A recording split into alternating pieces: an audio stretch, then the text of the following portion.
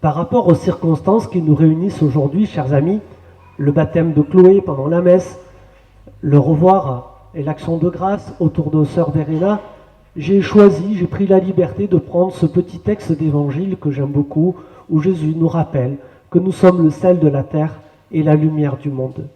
Un texte qui nous parle de manière générique de ce qu'on appelle, vous savez, la fécondité. La fécondité. Et j'ai choisi de développer ce thème de la fécondité pour nous faire entrer dans cette action de grâce aujourd'hui. La fécondité, vous le savez, c'est le 4e pilier pour ceux qui se préparent au mariage, à l'église du moins. Vous vous rappelez, il y a les 4 piliers là, et on a la liberté, la fidélité, l'indissolubilité, et voilà, il arrive là en 4e position, la fécondité. En général, pour les couples qui se préparent au mariage, quand on parle de fécondité, on va parler du fait d'avoir des enfants. Alors félicitations, Mélissa et Michael, pour cette belle, jolie jeune fille à qui votre amour a donné la vie. C'est une magnifique illustration de la fécondité. Vous participez à l'œuvre créatrice de Dieu qui a permis, que votre amour donne la vie. C'est magnifique comme image. Et en même temps, une fois qu'on a repéré la fécondité, évidemment, sur le mode de donner la vie, on ne peut pas se contenter que de ça, que parler de la fécondité. Parce que si on commence à rentrer trop dans ce clivage, on risque de se laisser piéger. Parce que dire sur des couples qui vont avoir beaucoup d'enfants, j'en connais quelques-uns, à Saint-Barnabé, on avait des familles qui avaient entre 8, 9, voire 10 enfants.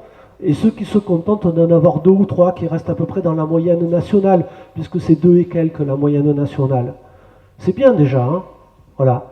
Alors vous voyez, on pourrait trop se laisser piéger par les comparaisons en disant « Ah mais les couples qui ont eu beaucoup d'enfants, ils sont très féconds, et ceux qui se contentent de 2, 3, peu cher, ceux-là ils le sont moins. » Voilà. Non, élargissons, si vous voulez bien, frères et sœurs, notre compréhension de la fécondité. Même si, bien sûr, les enfants aux fruits de l'amour sont un beau repère pour comprendre ce qu'est la fécondité. La fécondité, plus largement, c'est tout ce que, humainement, nous allons pouvoir mettre en œuvre pour apporter aux autres. Tout ce qui est du domaine du don, finalement. Du don de soi, du don de son temps, du don de son argent, comme on va le faire à la quête tout à l'heure, du don de son sourire. Et oui, je rappelle qu'il y a une quête, je fais un passage, du don de son temps, de sa présence, de son sourire. Et vous le voyez, ici, ça va concerner, la fécondité va concerner tout le monde, quel que soit l'état de vie. Quel que soit l'état de vie. Et ce que j'aimerais souligner, c'est aussi cette fécondité qui est en jeu dans même des gens qui ont fait le choix de se consacrer à Dieu, comme les religieuses, comme je l'ai fait moi-même en tant que prêtre. Ça voudrait dire que, parce que nous sommes célibataires, nous n'allons pas avoir d'enfants, nous n'avons aucune fécondité. Vous voyez, ça devient vite limite comme raisonnement. Parce que, effectivement, dans nos vies, nous sommes appelés, effectivement, à avoir une certaine fécondité. Et j'aimerais que l'on puisse aujourd'hui rendre grâce à Dieu pour la fécondité que notre sœur Verena a su apporter pendant ces 12 années à Marseille, pendant ces 10 années ici.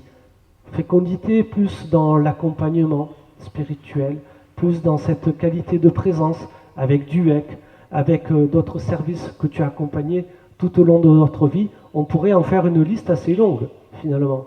Tout ce que le Seigneur t'a permis d'apporter aux autres. Voilà, j'aimerais que l'on puisse rendre grâce à Dieu aussi pour tout cela. Alors aujourd'hui, nous sommes heureux d'accueillir Chloé, qui est le fruit de cette fécondité, le fruit de cet amour, et qui elle aussi va être appelée à porter du fruit.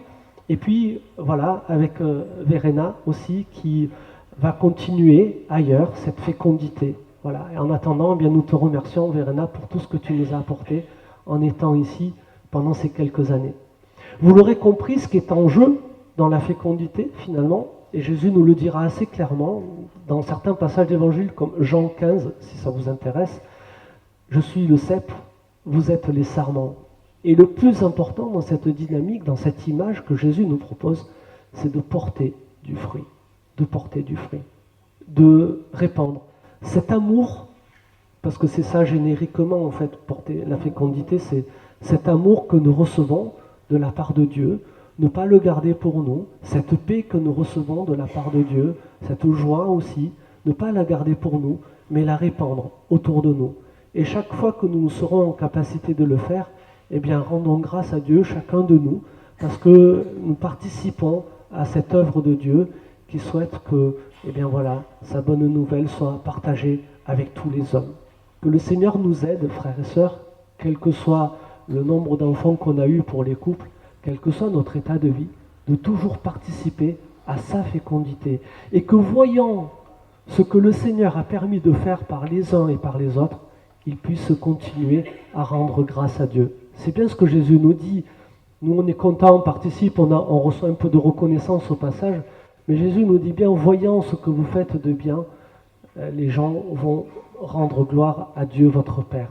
C'est ce que nous allons continuer à faire aujourd'hui encore, en remerciant Verena et en accueillant Chloé. Amen.